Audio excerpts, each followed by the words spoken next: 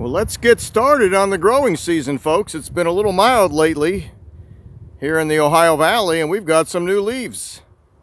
Not uncommon to see Buckeye trees get their leaves in March.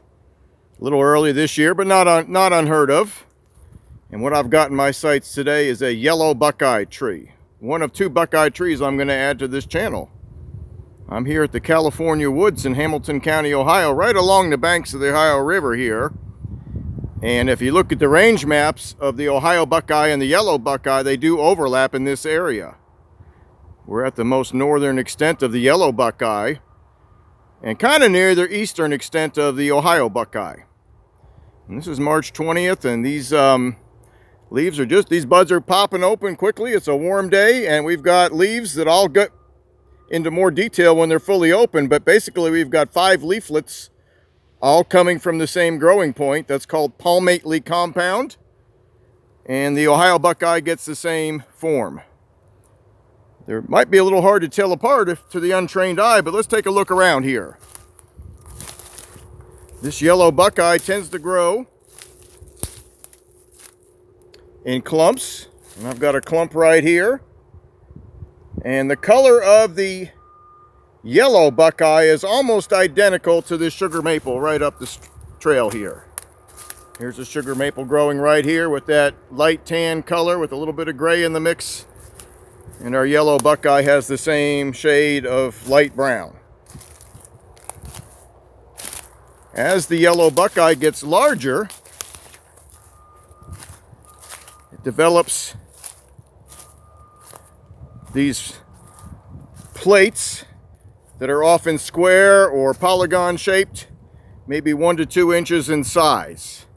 And unlike the Ohio Buckeye, the yellow Buckeye can attain full height and can get quite large. I've seen it down in the Smoky Mountains. 2 or 3 feet around is not uncommon at all. The Ohio Buckeye doesn't get much more than 1 foot in diameter and might make it to 50 feet.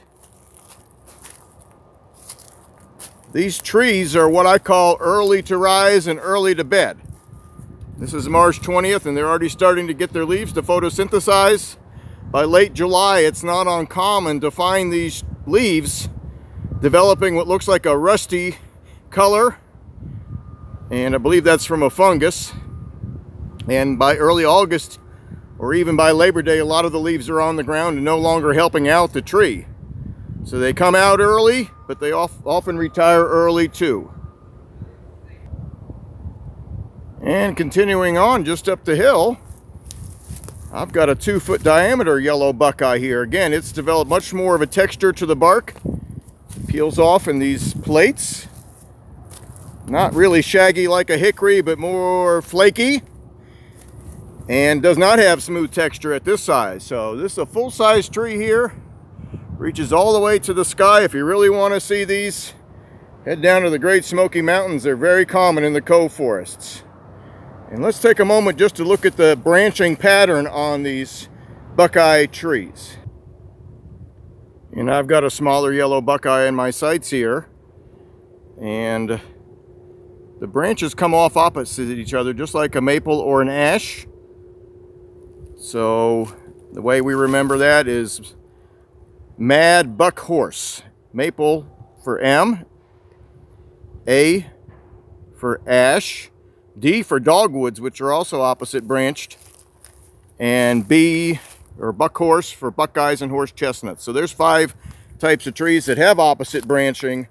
All the other trees I'm doing on this channel have a staggered branching pattern. So the hickories, the oaks, and various other species all have branches that do not come out opposite each other, but in a staggered pattern.